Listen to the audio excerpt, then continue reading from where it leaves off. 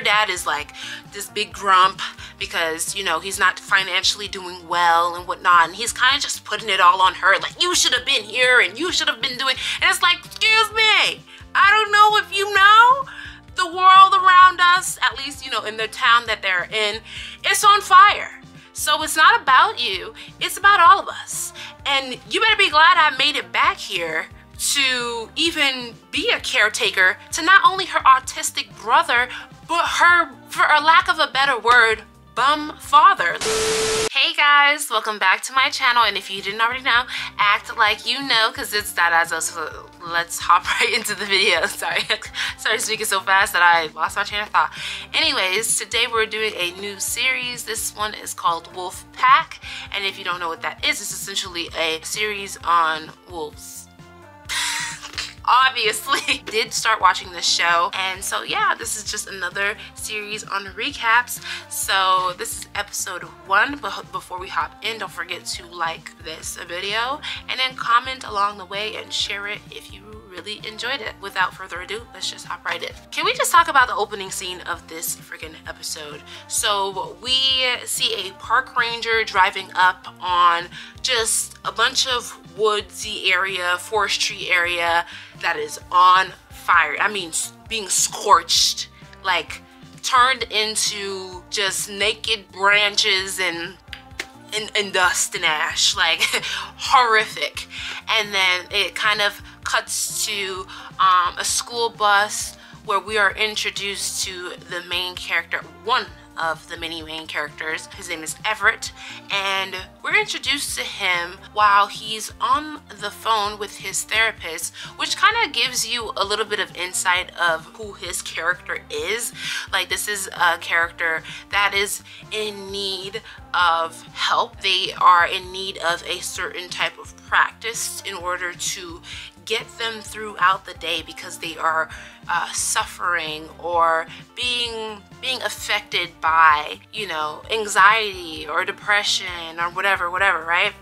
And so yeah, we're introduced to him like that, and then we are, you know, shown that the fire is getting closer, and people on the same road as this bus full of students in Everett are abandoning their cars, which is leaving them trapped, the bus trapped on the road. And, you know, things get heightened, as they should, because there's literally fire like approaching them. Maybe, I would say maybe like 20 feet away from the road. Like, you could see the ashes, it's smoky.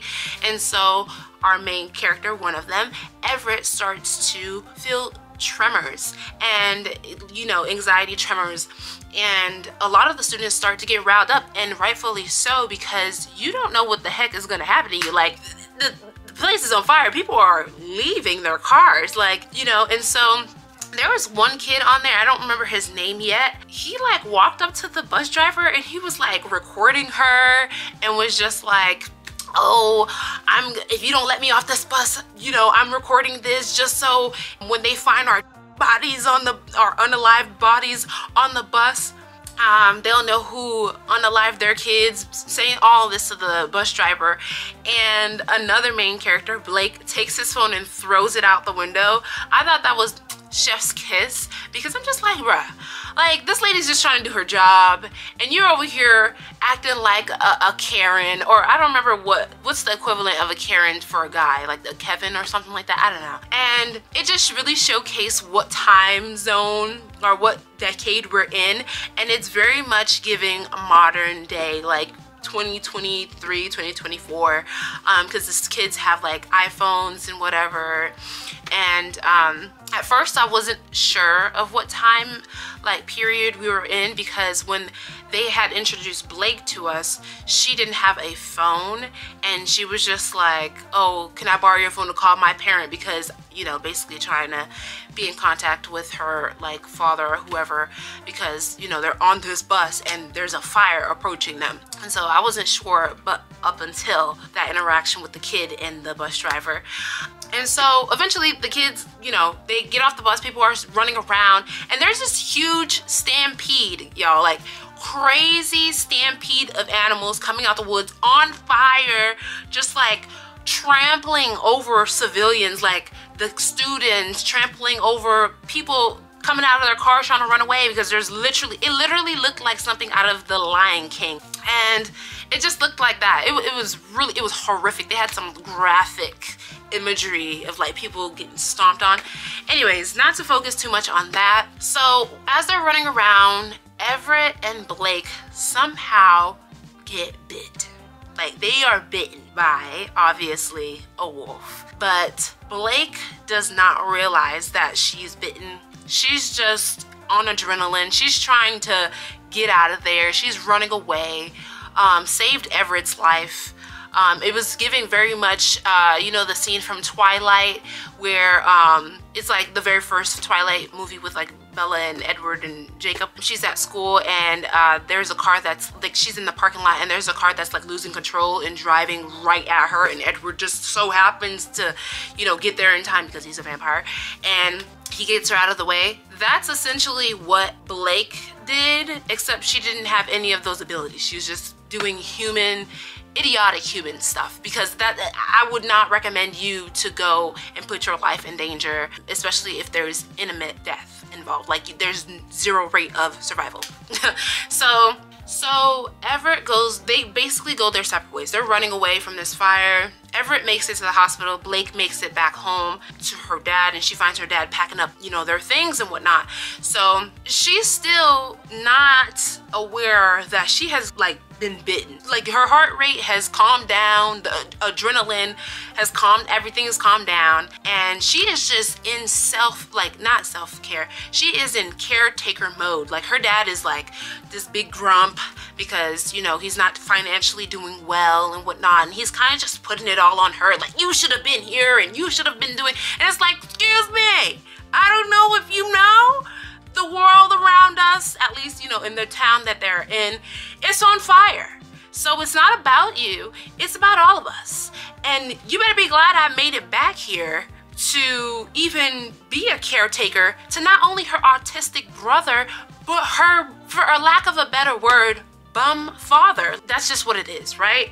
And so after he lectures her, she goes in the house because her autistic brother is like, oh, wet. Like, he only says like few words here and there. He doesn't really speak in complete sentences, but he was like, oh, wet. And she notices and she's like, oh shit, yeah, I am wet, like, because you're literally bleeding, like, because you're literally got bitten. So she goes to check on her wounds, and then we are basically shown Everett is in the hospital because he is more, I guess, he has more self-awareness, or he just has more self-care. He goes straight to the hospital, and he also has his wound, and he's well aware of it. Like, he's not in denial. Literally, once the nurse comes in and she asks him, like, what do you think bit you? And he's literally like, a wolf. There's just like, he's straight to the point. No, you know, beating around the bush or anything. So, look at the sun wanting to grace me with its presence. Okay, so anyways, and then eventually he gets a creepy call, which kind of reminds me of the movie Scream. You know how when the creepy person calls and they're like, wanna hear a scary movie? Like, or what's your favorite scary movie? But this call was like, oh, they're gonna come and get you. He has to come and kill you before the full moon, he being the werewolf. I guess it was a nice touch. But I feel, my theory on the caller though, so far, the creepy caller, is that that's the person, that's the werewolf, the person that's trying to kill them. Because why would you want them to leave a heavily populated area? This person was on the phone trying to convince Everett that he should leave the hospital because the werewolf is going to try and kill him before the next full moon. It has to. And I'm like, this caller has so much information. You sound like you want to get me alone so you can get me. So that's my little theory. It's either